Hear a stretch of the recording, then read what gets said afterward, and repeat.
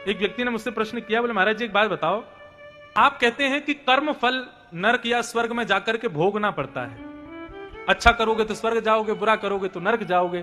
नरक में बहुत यातनाएं भोगनी पड़ती हैं, स्वर्ग में सारे सुख भोगने पड़ते हैं। लेकिन ये यातनाएं भोगना, सुख भोगना, ये तो शरीर का कर्म है और शरीर तो यहीं जल जाता है। और आत्मा के लिए गीता में पूरा अध्याय भगवान कहते हैं नैनम छिंदंती शस्त्राणि नैनम दहति पावक, उसको आग जलाती नहीं है, उसको शस्त्र काट नहीं सकता, उसको पानी भिगो नहीं सकता। तो आत्मा को तो कोई पीड़ा होती नहीं, कोई जलाता नहीं, कोई सुखाता नहीं, कोई गीला करता नहीं। मरने के बाद ये स्वर्ग नरक जाता कौन है?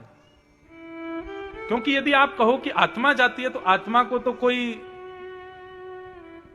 कष्ट होता नहीं, कोई भोग भोगती नहीं। और यदि शरीर भोगता है तो शरीर को तो परिवार वाले यहीं जला देते हैं। तो फिर ये स्वर्ग और नरक में भोग और यातनाएं भोगता कौन है?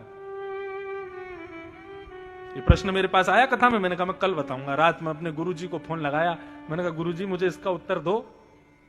गुरुजी ने इतना सुंदर उत्तर दिया, गीता के श्लोक से दिया। उन्होंने इतना सुंदर भाव बताया, बोले देखो मृत्यु के बाद शरीर तो यही नष्ट होता है, तो जो आत्मा होती है ना, वो आत्मा को कटघरे में खड़ा किया जाता है और कटघरे में खड़ा करके उसके संपूर्ण जीवन में उसने क्या क्या किया वो सार सबकी लिस्ट बनाई जाती है। इसने कितना अच्छा किया, कितना बुरा किया, उन सबके अनुरूप फिर उसको सजा सुनाई जाती है। यदि इसने बुरा किया तो उसको नरक जाना पड़ेगा, तो नरक जाने के लिए उसको एक दूसरा देह दिया जाता है जिसको कहते हैं यातना देह। एक शरीर दिया जाएगा, यातना देह। ये इतने अच्छे इंजीनियरों ने बनाया है यातना देह। इसकी खासियत क्या है? इसके ऊपर से ट्रक निकाल दो, ये कुचल तो पूरा जाएगा लेकिन मरेगा नहीं। इसको जलती हुई तेल की कढ़ाई में डाल दो, पकौड़ी की तरह फूल जाएगा लेकिन मरेगा नहीं। तलवार से बीच से काट दो, दर्द पूरा देगा लेकिन मरेगा नहीं। ये देह प्राप्त होता नरक जाने वालों को। मतलब उनके ऊपर सारे इतने कष्ट के भाव रखे जाएंगे जो एक मरने वाले व्यक्ति को दिए जाते हैं, लेकिन बस एक ही चीज होगी, कष्ट पूरा होगा, मरोगे नहीं। नरक की भावना जब बताई जाती है भागवत में, तो वहां कहते हैं नरक जाने वाले लोग यमराज के चरणों में जाते, बोले हमको मार दो, हमको जान से मार दो, लेकिन हमको पीड़ा मत दो।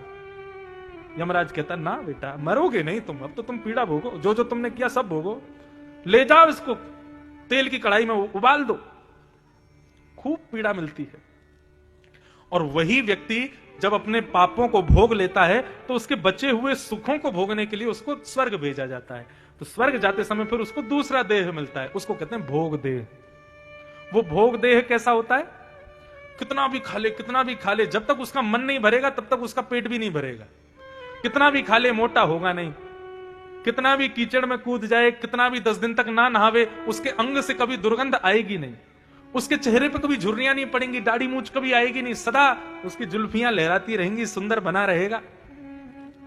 ये यातना भोग देह है। ये देह प्राप्त होते हैं स्वर्ग नरक जाने वालों को।